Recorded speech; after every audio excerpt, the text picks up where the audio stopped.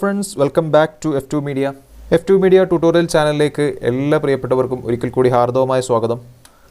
കഴിഞ്ഞ ക്ലാസ്സിൽ ഞാൻ ഫയൽ ഫോർമാറ്റിനെ കുറിച്ചും സേവിംഗ് എക്സ്പോർട്ടിംഗ് മെത്തേഡിനെ കുറിച്ചൊക്കെയാണ് പറഞ്ഞത്. അപ്പോൾ ആ പറഞ്ഞ കാര്യങ്ങളൊക്കെ തന്നെ നിങ്ങൾക്ക് വേണ്ട രീതിയിൽ മനസ്സിലാക്കി എടുക്കാനും പ്രാക്ടീസ് ചെയ്യാനൊക്കെ സാധിച്ചു എന്നാണ് കരുതുന്നത്. നെക്സ്റ്റ് നമ്മൾ ഈ ഒരു പാർട്ടിൽ ടൂൾസ് കാറ്റഗറിയിലേക്ക് തന്നെയാണ് വരുന്നത്. നമുക്ക് കുറച്ചും കൂടി ടൂൾസുകൾ പഠിച്ചെടുക്കാനുണ്ട്. സോ ഇന്ന് നമ്മളിവിടെ പരിചയപ്പെടാൻ പോകുന്നത് 3 ഡിഫറൻ്റ് ആയിട്ടുള്ള കാറ്റഗറീസ് ആണ്. അതിൽ ഫസ്റ്റ് വരുന്നത് errors tool, scissors tool, knife tool. Second category എന്ന് പറയുന്നത് rotate tool, reflect tool. Third കാറ്റഗറിയിൽ വരുന്നത് scale tool, shear tool, shape tool. ശരിക്കും കുറച്ച് കൂടുതൽ നമ്പേഴ്സ് ടൂളുകൾ നിങ്ങളിവിടെ കാണുന്നുണ്ടെങ്കിലും നിങ്ങൾക്ക് മനസ്സിലാവുന്ന രീതിയിൽ വളരെ സിമ്പിളായി നമുക്ക് പറയാൻ പറ്റുന്ന ടൂൾസുകളാണ് ഇതൊക്കെ. അത്ര കോംപ്ലിക്കേറ്റഡ് ആയിട്ടുള്ള ടൂൾസുകളൊന്നുമില്ല. സോ നമുക്ക് 1 by 1 ആയിട്ട് നോക്കാം എങ്ങനെയൊക്കെയാണ് ഈ ടൂൾസ് ഉപയോഗിക്കുക എന്നുള്ളത്. ഓക്കെ, ഇവിടെ ഞാൻ ഫസ്റ്റ് പരിചയപ്പെടുത്തുന്നത് എറേസ് ടൂളാണ്.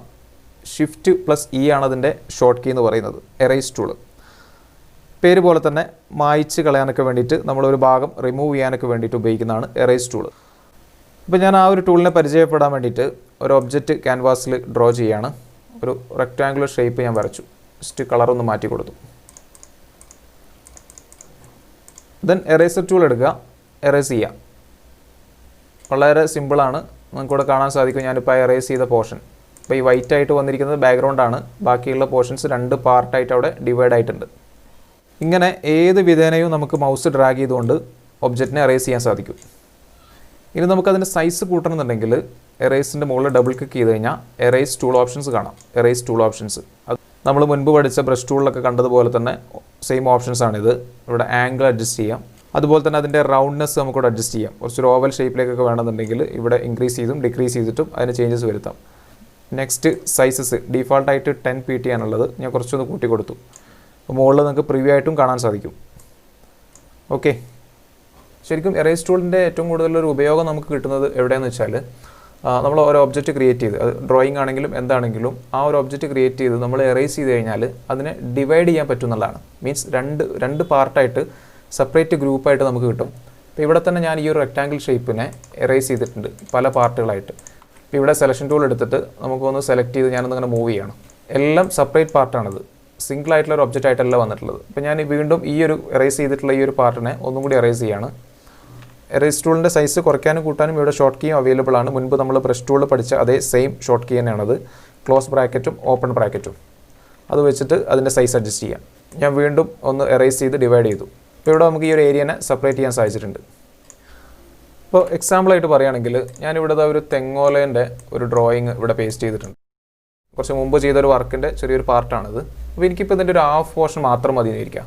അപ്പോൾ അവിടെ നമുക്ക് പെട്ടെന്ന് ആങ്കർ പോയിൻ്റ് ആഡ് ചെയ്യാനോ ഡിവൈഡ് ചെയ്യാനോ ഒന്നും നമുക്ക് നിൽക്കേണ്ട. അത് ജസ്റ്റ് എറേസ് ടൂൾ എടുക്കുക, അതിനുശേഷം ഇതിൻ്റെ ബ്രഷ് സൈസ് ഒന്ന് ചെറുതാക്കി കൊടുക്കുക. അപ്പോൾ ഞാൻ ഈ ഒരു പോർഷൻ മാത്രം കട്ട് ചെയ്ത് ഇവിടെ ഒഴിവാക്കി ജസ്റ്റ് അങ്ങ് ഡ്രാഗ് ചെയ്താൽ മതി. അപ്പോൾ എനിക്ക് ഈ ഒരു ഭാഗം മാത്രം മതി എന്നുണ്ടെങ്കിൽ നമുക്ക് ഇങ്ങനെ സെപ്പറേറ്റ് ചെയ്യാൻ സാധിക്കും.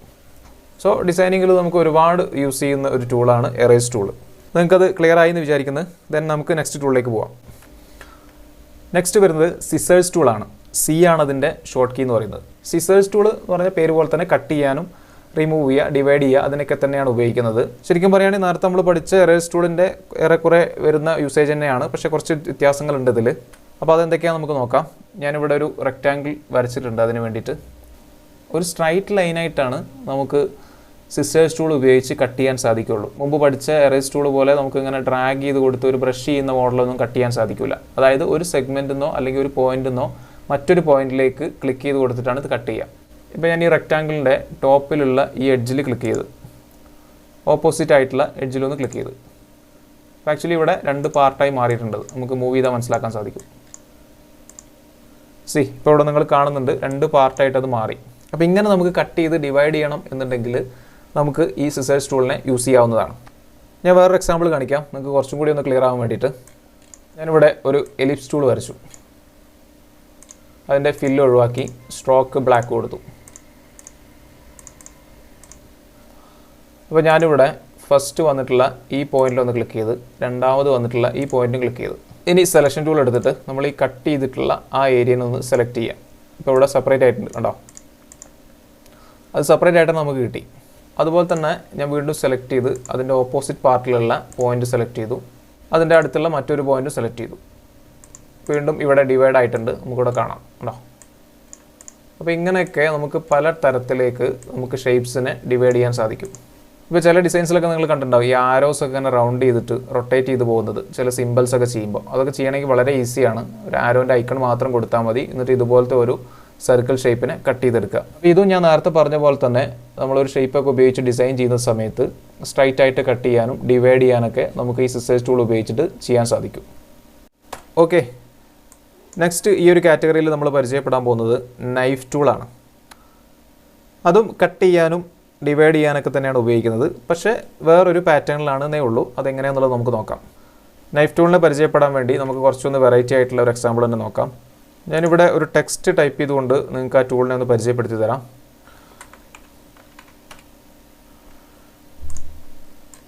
ഞാൻ ക്യാൻവാസിൽ ഡിസൈൻ ടൈപ്പ് ചെയ്തു, കുറച്ചൊന്ന് വലുതാക്കിയിട്ടുണ്ട്. അതിനുശേഷം നമുക്ക് ഫോണ്ട് ഒന്ന് മാറ്റാം. ഇവിടെ നമ്മൾ മറ്റൊരു കാര്യം കൂടി പഠിക്കുന്നുണ്ട്. ഡയറക്റ്റ് നമുക്ക് ഒരിക്കലും എറേസ് ചെയ്യാനോ അതല്ലെങ്കിൽ സിസർ ടൂൾ ഉപയോഗിച്ച് കട്ട് ചെയ്യാനോ ഇനി നമ്മൾ പഠിക്കാൻ പോകുന്ന നൈഫ് ടൂൾ ഉപയോഗിച്ചിട്ടൊന്നും ഈ പറയുന്ന ടെക്സ്റ്റിനെ എഡിറ്റ് ചെയ്യാൻ സാധിക്കില്ല. കാരണം ഇതൊരു ടെക്സ്റ്റ് ഫോർമാറ്റാണ്. ഇതൊരു ഷേപ്പ് എഡിറ്റ് ചെയ്യുന്ന പോലെ ഡയറക്റ്റായിട്ട് നമുക്ക് ഒരിക്കലും എഡിറ്റ് ചെയ്യാൻ സാധിക്കില്ല. അപ്പോൾ അതിനു വേണ്ടി വേറൊരു മെത്തേഡിലേക്ക് നമുക്കിതിനെ കൺവേർട്ട് ചെയ്യണം. അതെങ്ങനെയാണെന്ന് വെച്ച് കഴിഞ്ഞാൽ സെലക്ട് ചെയ്തതിന് ശേഷം റൈറ്റ് ക്ലിക്ക് ചെയ്യുക. ഇവിടെ നമുക്ക് ക്രിയേറ്റ് ഔട്ട്ലൈൻ എന്നൊരു ഓപ്ഷൻ കാണാം. Create outline, shift control O ആണ് അതിൻ്റെ short key. Create outline select ചെയ്യാം. ഇവിടെ ഒരു വലിയൊരു മാറ്റം സംഭവിച്ചിട്ടുണ്ട്. പക്ഷെ നമുക്ക് പെട്ടെന്ന് കാണാൻ സാധിക്കില്ല. കാരണം ഇപ്പോൾ ടെക്സ്റ്റ് മോഡിൽ നിന്ന് ഇതിനൊരു ഒബ്ജക്റ്റ് മോഡിലേക്ക് മാറി. അത് വ്യക്തമായി അറിയണമെന്നുണ്ടെങ്കിൽ നമുക്ക് ഡയറക്റ്റ് സെലക്ഷൻ ടൂൾ എടുത്ത് ജസ്റ്റ് ഒന്ന് ക്ലിക്ക് ചെയ്താൽ നമുക്ക് മനസ്സിലാവും. ഇവിടെ പോയിന്റ്സുകളൊക്കെ വന്നിട്ടുണ്ട്. ഇനി ഏത് ടൈപ്പിൽ വേണമെങ്കിലും നമുക്ക് ഇതിനെ എഡിറ്റ് ചെയ്യാൻ സാധിക്കും. സാധാരണ നമ്മൾ മറ്റ് ഷേപ്പ് ടൂളുകളൊക്കെ വരച്ച് എഡിറ്റ് ചെയ്യുന്ന അതേപോലെ തന്നെ നമുക്ക് ഈ പറയുന്ന ടെക്സ്റ്റിനെയും എഡിറ്റ് ചെയ്യാൻ സാധിക്കും. പക്ഷേ ഇവിടെ ഒരു കാര്യം പ്രത്യേകിച്ച് മനസ്സിലാക്കണം. ഇനി നമുക്ക് ടെക്സ്റ്റ് മോഡിലേക്ക് ബാക്കിലേക്ക് പോകാൻ സാധിക്കില്ല. കൺട്രോൾ സെറ്റ് അടിച്ചിട്ട് പോവാം. പക്ഷേ നമ്മൾ കുറേ വർക്ക് ചെയ്ത് കഴിഞ്ഞാൽ വീണ്ടും ടെക്സ്റ്റ് മോഡിലേക്ക് നമുക്ക് പോകാൻ സാധിക്കില്ല. അവിടെ നമുക്ക് ഫോണ്ട് ചേഞ്ച് ചെയ്യാനോ അതല്ലെങ്കിൽ ടെക്സ്റ്റ് റിലേറ്റഡ് ആയിട്ടുള്ള എന്തെങ്കിലും കാര്യങ്ങൾ ചേഞ്ച് ചെയ്യാനൊന്നും സാധിക്കില്ല. കാരണം ഇവിടെ അതൊരു ഷേപ്പ് ഒബ്ജക്റ്റ് ആയിട്ട് അത് മാറിക്കഴിഞ്ഞു. അപ്പോൾ ആ ഒരു കാര്യം പ്രത്യേകം ശ്രദ്ധിക്കണം. കൺവേർട്ട് ടു ഔട്ട്ലൈൻ ആക്കുന്ന സമയത്ത് ടെക്സ്റ്റ് റിലേറ്റഡ് ആയിട്ടുള്ള എല്ലാ കാര്യങ്ങളും കൊടുത്തതിന് ശേഷം ക്രിയേറ്റ് ഔട്ട്ലൈൻ കൊടുക്കുക. ഓക്കെ, ഇനി ഞാൻ നൈഫ് ടൂൾ എടുത്തു. നേരത്തെ എറേസ് ടൂളൊക്കെ ഉപയോഗിച്ച പോലെ തന്നെ മൗസ് ക്ലിക്ക് ചെയ്ത് ഇങ്ങനെ ഡ്രാഗ് ചെയ്ത് കൊടുക്കാം. നമുക്കിവിടെ കാണാൻ സാധിക്കും ഒരു കർവ് ഷേപ്പിലൊക്കെ വരുന്നുണ്ട്. ഏത് ടൈപ്പിൽ വേണമെങ്കിലും നമുക്കിതിനെ ഡിവൈഡ് ചെയ്യാം. ഓക്കെ, ഇനി നമുക്ക് സെലക്ഷൻ ടൂൾ എടുത്തിട്ട് നോക്കാം. ഒന്ന് അൺഗ്രൂപ്പ് ചെയ്യണം, എന്നാൽ മാത്രമേ നമുക്കത് സെപ്പറേറ്റ് ആയിട്ട് കിട്ടുള്ളൂ. ഈ നേരത്തെ നമ്മൾ എറേസ് ടൂളൊക്കെ ഉപയോഗിച്ച പോലെ തന്നെ സെപ്പറേറ്റ് ആയിട്ട് ഓരോന്നിനെയും കിട്ടിയിട്ടുണ്ട്. അപ്പോൾ ഞാനിപ്പോൾ ഈ എക്സാമ്പിൾ കാണിച്ചത് ഇങ്ങനെ ടെക്സ്റ്റിനെ ഡിവൈഡ് ചെയ്ത് മാറ്റാൻ വേണ്ടിയിട്ടല്ല. നമുക്ക് എന്തെങ്കിലും കളർ ചേഞ്ച് ഒക്കെ വരുത്തിയിട്ട് വേറൊരു എഫക്റ്റിലേക്കൊക്കെ ഇതിനെ മാറ്റിയെടുക്കാം. ജസ്റ്റ് ഞാനൊന്ന് കാണിക്കാതെ. ഇപ്പോൾ ഫസ്റ്റ് പോർഷൻ ഞാൻ സെലക്ട് ചെയ്തു. അവിടെ ഞാനൊരു കളർ കൊടുത്തു. അതിൻ്റെ തൊട്ട് താഴെ വേറൊരു കളർ കൊടുത്തു. ഇവിടെ വേറൊരു കളർ കൊടുത്തു. അപ്പോൾ നിങ്ങൾക്കിവിടെ കാണാം ഈ ഡി എന്നുള്ള ലെറ്റർ 3 കളറിലേക്ക് ഞാനിവിടെ ഡിവൈഡ് ചെയ്തിട്ടുണ്ട്. നൈഫ് ടൂൾ ഉപയോഗിച്ചിട്ട് വളരെ ഫ്രീ ആയിട്ട് തന്നെ വരയ്ക്കുക. സാധാരണ നമ്മൾ ബ്രഷ് ടൂളൊക്കെ ഉപയോഗിച്ച് വരയ്ക്കുന്ന പോലെ തന്നെ ക്ലിക്ക് ചെയ്ത് മൗസ് ലെഫ്റ്റ് ക്ലിക്ക് ചെയ്ത് ഡ്രാഗ് ചെയ്ത് വരയ്ക്കുക. ഇപ്പോൾ ലെറ്ററൊക്കെ വെച്ചിട്ട് ചെയ്യുന്ന ലോഗോസിലൊക്കെ നമ്മൾ ഇങ്ങനത്തെ എഫക്റ്റുകളൊക്കെ കൊടുക്കാറുണ്ട്. ആ ഒരു ലെറ്ററിനെ പല ഡിസൈനിൽ മൾട്ടിപ്പിൾ കളറിലേക്കൊക്കെ മാറ്റിയെടുക്കണമെന്നുണ്ടെങ്കിൽ ഇതുപോലെയാണ് നമ്മൾ ഡിവൈഡ് ചെയ്ത് ചെയ്യുക. അപ്പോൾ ഇവിടെ മനസ്സിലാക്കേണ്ടത് ടെക്സ്റ്റിൽ മാത്രമല്ല, നേരത്തെ നമ്മൾ വരച്ച പോലത്തെ ഏത് ഷേപ്പിൽ വേണമെങ്കിലും അതല്ലെങ്കിൽ ഏത് ലൈൻ സെഗ്മെൻറ്റിൽ വേണമെങ്കിലും ഒക്കെ തന്നെ ഈ പറയുന്ന നൈഫ് ടൂൾ ഉപയോഗിച്ചിട്ട് നമുക്ക് ഡിവൈഡ് ചെയ്യാനും കട്ട് ചെയ്യാനും സാധിക്കും. ഓക്കെ, അപ്പോൾ നിങ്ങൾക്ക് നൈഫ് ടൂൾ മനസ്സിലായി എന്ന് വിചാരിക്കുന്നത്. നൈഫ് ടൂൾ മാത്രമല്ല, നമ്മൾ ഈ പറഞ്ഞ 3 ടൂൾസും നല്ല രീതിയിൽ തന്നെ നിങ്ങൾക്ക് മനസ്സിലാക്കി എടുക്കാൻ സാധിച്ചു എന്ന് കരുതുന്നു. ഇനി നിങ്ങൾ ചെയ്യുന്ന വർക്കിലൊക്കെ കട്ടിംഗ് റിലേറ്റഡ് ആയിട്ടുള്ള കാര്യങ്ങൾ വരികയാണെങ്കിൽ കട്ടിംഗ് മാത്രമല്ല ഡിവൈഡ് ചെയ്യുക, അതുപോലെ മൾട്ടിപ്പിൾ പാർട്ടുകളായിട്ട് ഡിവൈഡ് ചെയ്യുക, അങ്ങനെയൊക്കെ വേണം എന്നുണ്ടെങ്കിൽ നമുക്ക് ഈ ടൂൾസ് ഉപയോഗിച്ചിട്ട് ചെയ്യാവുന്നതാണ്. നെക്സ്റ്റ് നമ്മൾ പഠിക്കാൻ പോകുന്നത് റൊട്ടേറ്റ് ടൂളും റിഫ്ലക്റ്റ് ടൂളും ആണ്. റൊട്ടേറ്റ് ടൂളിൻ്റെ ഷോർട്ട് കീ എന്ന് പറയുന്നത് R ആണ്. റിഫ്ലക്റ്റ് ടൂളിൻ്റെ O ആണ്. അപ്പോൾ ഈ 2 ടൂളിനെ പരിചയപ്പെടാൻ വേണ്ടി ഞാനിവിടെ ഒരു ഡിസൈൻ പേസ്റ്റ് ചെയ്യുകയാണ്. ഒരു നോർമൽ ബാനർ ഡിസൈനറാണിത്. അപ്പോൾ ഡിസൈൻ്റെ മറ്റു കാര്യങ്ങളൊന്നും നിങ്ങൾ നോക്കണ്ട. ഇപ്പോൾ തൽക്കാലം നമുക്ക് ആ ടൂൾ പരിചയപ്പെടാൻ വേണ്ടിയിട്ട് ഞാനൊരു അട്രാക്റ്റീവ് ആയിട്ടുള്ള ഡിസൈൻ ഇവിടെ പ്ലേസ് ചെയ്തു മാത്രം. റൊട്ടേറ്റ്, റിഫ്ലക്റ്റ് എന്നുള്ള ഈ 2 ടൂളും നമ്മൾ ട്രാൻസ്ഫോം ചെയ്യുമ്പോൾ കിട്ടുന്ന 2 ഓപ്ഷൻസ് തന്നെയാണത്. ഓൾറെഡി നമ്മൾ പഠിച്ചതാണ്, പല വർക്കുകളും നമ്മൾ ഉപയോഗിച്ചിട്ടുണ്ട് ഇതിനു മുമ്പായിട്ട്. പക്ഷേ കുറച്ചും കൂടി ഈസി ആയിട്ട് നമുക്കൊരു ടൂൾസിലൂടെ നമുക്കിതിനെ കൺട്രോൾ ചെയ്യാൻ സാധിക്കും. പ്രത്യേകിച്ച് ഷോർട്ട് കീ ഉപയോഗിച്ചിട്ടാണ് നമ്മൾ ഈ ടൂൾസ് കൂടുതലും ആക്സസ് ചെയ്യുന്നത്. ഫസ്റ്റ് ഞാൻ റൊട്ടേഷൻ ടൂൾ സെലക്ട് ചെയ്തു. R ആണ് ഷോർട്ട് കീ, ഞാൻ നേരത്തെ പറഞ്ഞിരുന്നു. എന്നിട്ട് ഏതെങ്കിലും ഒരു എഡ്ജ് പിടിച്ചിട്ട് തിരിക്കുക. അപ്പോൾ ഇവിടെ റൊട്ടേറ്റ് ചെയ്യുന്നത് നിങ്ങൾക്ക് കാണാം. വളരെ സിമ്പിളായിട്ട് തന്നെ നമുക്ക് കൈകാര്യം ചെയ്യാൻ പറ്റുന്ന ഒരു ടൂളാണ് റൊട്ടേഷൻ ടൂള്. റൊട്ടേഷൻ ടൂളിൻ്റെ ഓപ്ഷനിലേക്ക് വന്നു കഴിഞ്ഞാൽ സെയിം ഫംഗ്ഷൻ ഇവിടെയും കാണാം. നമുക്കിവിടെ ആംഗിൾ ഉണ്ട്, ആംഗിൾ പറഞ്ഞു കൊടുക്കാം. ഇവിടെ പ്രിവ്യൂ ഓൺ ആയി കഴിഞ്ഞാൽ ആംഗിളിനനുസരിച്ച് ഇപ്പോൾ 45 ഡിഗ്രി ആണെങ്കിൽ 45 ഡിഗ്രി തന്നെ അടിച്ചു കഴിഞ്ഞാൽ നമുക്ക് ആ ഒരു ആംഗിളിൽ അതിനെ റൊട്ടേറ്റ് ചെയ്യാൻ സാധിക്കും. ഇപ്പോൾ കറക്റ്റ് ചില സംഗതികളൊക്കെ വളരെ ആക്യുറേറ്റ് ആയിട്ട് റൊട്ടേറ്റ് ചെയ്യണമെന്നുണ്ടെങ്കിൽ നമുക്കിതുപോലെ ഡിഗ്രീസ് ഇവിടെ ടൈപ്പ് ചെയ്തിട്ട് റൊട്ടേറ്റ് ചെയ്യാവുന്നതാണ്. അപ്പോൾ ഇതിലൊക്കെ നിങ്ങൾ മനസ്സിലാക്കേണ്ട ഒരു കാര്യം, ഇപ്പോൾ റൊട്ടേഷൻ ആണെങ്കിലും അടുത്ത് ഞാൻ പറയാൻ പോകുന്ന റിഫ്ലക്റ്റ് ടൂൾ ആണെങ്കിലും ഒക്കെ തന്നെ നമ്മൾ ഒരിക്കലും പെട്ടെന്ന് ഒരു ഒബ്ജക്റ്റിനെ റിഫ്ലക്റ്റ് ചെയ്യാനോ റൊട്ടേറ്റ് ചെയ്യാനോ ഒക്കെ ആവശ്യം വന്നു കഴിഞ്ഞാൽ ഒരിക്കലും ഒരു ടൂളിൽ പോയിട്ട് പിക്ക് ചെയ്ത് ടൂൾ ഉപയോഗിച്ച് റൊട്ടേറ്റ് ചെയ്യുന്ന ആ മെത്തേഡ് ഫോളോ ചെയ്യരുത്. അതിന് പകരം പെട്ടെന്ന് ഷോർട്ട് കീ ഉപയോഗിക്കുക. ഇപ്പോൾ എനിക്കൊന്ന് റൊട്ടേറ്റ് ചെയ്യണമെന്നുണ്ടെങ്കിൽ വളരെ ക്വിക്കായിട്ടുള്ള ഒരു ഫോർമാറ്റ് എന്ന് പറയുന്നത് 6 പ്രസ് ചെയ്യുക, ഷോർട്ട് കീ ആയിട്ടുള്ള 6 പ്രസ് ചെയ്യുക. എവിടെ നിന്നാണോ നമുക്ക് റൊട്ടേറ്റ് ചെയ്യേണ്ടത് ആ ഭാഗം പിടിച്ച് നമുക്ക് റൊട്ടേറ്റ് ചെയ്യാം. ഇതൊക്കെയാണ് നമുക്കൊരു പ്രൊഫഷണൽ ലെവലിൽ ഫാസ്റ്റായിട്ടൊരു വർക്ക് ചെയ്യുമ്പോൾ ഉപയോഗിക്കേണ്ട മെത്തേഡ് എന്ന് പറയുന്നത്. നെക്സ്റ്റ് ഇതിൽ കാണുന്ന റിഫ്ലക്റ്റ് ടൂൾ ആണെങ്കിലും നമുക്ക് ഓൾറെഡി പരിചയമുള്ള ഒരു ഫംഗ്ഷൻ തന്നെയാണ് റിഫ്ലക്റ്റ് ടൂൾ. ഞാൻ നേരത്തെ പറഞ്ഞ പോലെ ട്രാൻസ്ഫോമിലൊക്കെ ഉപയോഗിക്കുന്നതാണ്. ഇപ്പോൾ ഇവിടെ ഹെൽത്തി ഫുഡ് എന്നുള്ള ഈ ഒരു ടെക്സ്റ്റ് എക്സാക്റ്റ് ആയിട്ടുള്ള ഡയറക്ഷനിലാണ്. ഇനി അത് റിഫ്ലക്റ്റ് ചെയ്യുമ്പോൾ ജസ്റ്റ് ഓപ്പോസിറ്റ് ആയിട്ടുള്ള ഡയറക്ഷനിലേക്ക് വരും. ഇതും ഞാൻ നേരത്തെ പറഞ്ഞ പോലെ തന്നെ കഴിയുന്നതും ഷോർട്ട് കീ യൂസ് ചെയ്തിട്ട് തന്നെ ചെയ്യാം. O ആണ് ഇതിൻ്റെ ഷോർട്ട് കീ, O പ്രസ് ചെയ്യുക, ദെൻ റിഫ്ലക്റ്റ് ചെയ്യാം.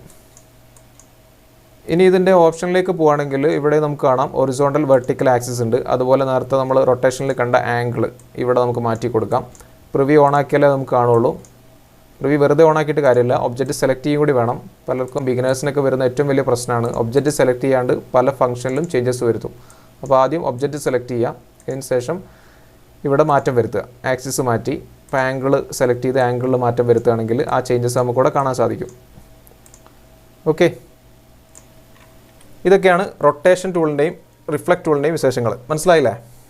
നിങ്ങളൊന്ന് പ്രാക്ടീസ് ചെയ്ത് നോക്കുക. സിമ്പിൾ ടൂളാണെന്ന് കരുതി പ്രാക്ടീസ് ചെയ്യാതിരിക്കരുത്. കാരണം പ്രാക്ടീസ് ചെയ്യുമ്പോഴാണ് നമുക്ക് ഇതൊക്കെ ഒന്ന് ഓർമ്മയിൽ വരുള്ളൂ. പെട്ടെന്ന് ഒരു വർക്ക് ചെയ്യുമ്പോൾ അതിൻ്റെ ഷോർട്ട് കീസൊക്കെ കറക്റ്റ് നമ്മുടെ മെമ്മറിയിലേക്ക് വരണമെന്നുണ്ടെങ്കിൽ ഈ ടൂൾസിനെയൊക്കെ ഒന്ന് പരിചയപ്പെട്ടിരിക്കണം. ഓക്കെ, ഇനി നമുക്ക് നെക്സ്റ്റ് ടൂൾ കാറ്റഗറിയിലേക്ക് പോവാം.